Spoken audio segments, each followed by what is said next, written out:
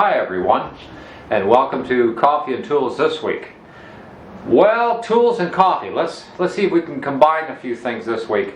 A couple people have noticed I have a rack back here with some blue cans on it. So what I wanted to show you this week was, I guess, a storage idea, but it involves coffee. So coffee and tools, kind of cool. I get these at the grocery store on a regular basis. These are, I guess, Maxwell House. I buy specifically the one that has the piece at the center, at the back, and it has these nice little, gold sort of, pop lids. Then you can actually sort of, pop them off like that, and they're great for storing, screws, nuts, bolts, small parts, pieces, or even if you have a project on the go and you need to sort of put it away somewhere just to keep it protected, you can put it in like, one of these really nice little coffee cans. I found them, they've got like, hundreds of great uses for storage. So then you pop that on. Now, once you've got this lid closed up, you can write on the top here, which I have back here. But I go one step even further. I've discovered that a lot of the old CD or DVD racks that we used to all buy for our homes actually fit these things. So let's take a look at a nice wooden one here. I just picked this one up, and I got this. And this is one of your typical, let's see if we get that in front of the can. This is one of those typical CD storage racks that a lot of people aren't keeping anymore. So a lot of times you can go to these second-hand stores, whatever, and you'll run into these things for $1.50 or a couple dollars, and then you get yourself, if you're drinking coffee like I do, you'll have a lot of these. You'll have a lot of these very quickly. And so what I do is, I found they just sit right inside here really nice, and then like I said, you can write on the packaging, right on the front. And I have a whole wall of them back here, and I'll add this, of course, beside that rack, and I'll continue my storage. If you wanted to custom make one of these, I guess you could do that. Buy some wood, some doweling. This is just 1/2-inch doweling, and you can see they're set this way, and then you have a piece back here. So we could actually build one of these sets, or build a custom size one if we want to get into it a little bit. And the other thing you could do is, I've done it on the wall over here. So we'll take a close look at that right now and just see how these lay up on the wall. Okay, here's a typical coffee rack, or coffee and rack right here.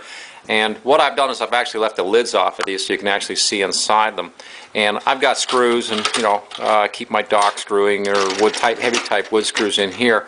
And then what I wanted to show you was, see, I labeled them, and I'll just write on them stainless steel accessories, or self-tapping screws in this case. And here's another one, stainless steel, but this is the mechanical nuts and bolts. Or even if you have something like this where you have, some electrical connectors and you have a lot of them, you just put them in like one of these cans, and then you put them on these old, these are actually, here's a side view so you can really see it. This is just an old CD rack, and this is one way that you could store a lot of stuff in your workshop or your wood shop, whatever. And look at this, all the way up towards the ceiling, I've got all these really cool cans. So let's take a look at another situation. We're just going to wander over here a little bit, and here's another one. Now this one's kind of really simplistic, and it's over the workbench. And what I did here was just simply, I had to put these in to support a shelf up above anyways. So I just nailed this into a 45-degree shelf, cut them kind of, just cut a long strip in this case, and I piled these up. And then of course, the same thing, plumbing, canvas accessory, fuses, electrical items, whatever. But, they're labeled, so it's really easy. Brad nails, if I need something, sandpaper even. I even store sandpaper in these crazy things. I love them. But for coffee and tools this week, I thought, I really need to show you guys some of the crazy stuff that I do when it comes to storing some tools or nuts and bolts or anything like that. So,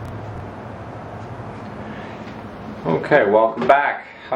So you took a look, you saw some of these little old, CD shelves, and like I said, this is the specific size that I bought. They measure 6 inches across. They're about 6 inches square.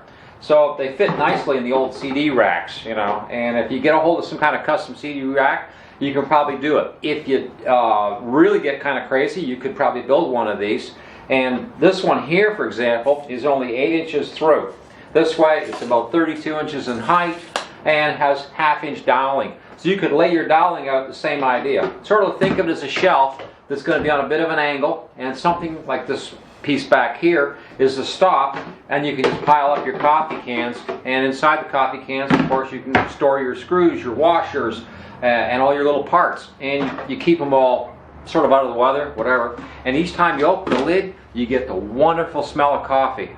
Hey, I can't help that part. This is Thanksgiving week in the U.S., so I want to wish everybody a happy Thanksgiving, and we're all going to be out there shopping on Black Friday to find some more tools for the shop, of course. And hopefully next week will be episode 10. This was episode 9, and I was really planning on a rocking chair, so hopefully next week we're going to try to get to that rocking chair repair. We have to rebuild the seat. It'll be pretty good little sophisticated job, and it should be some fun because we have to cut some curvature and everything in the lumber.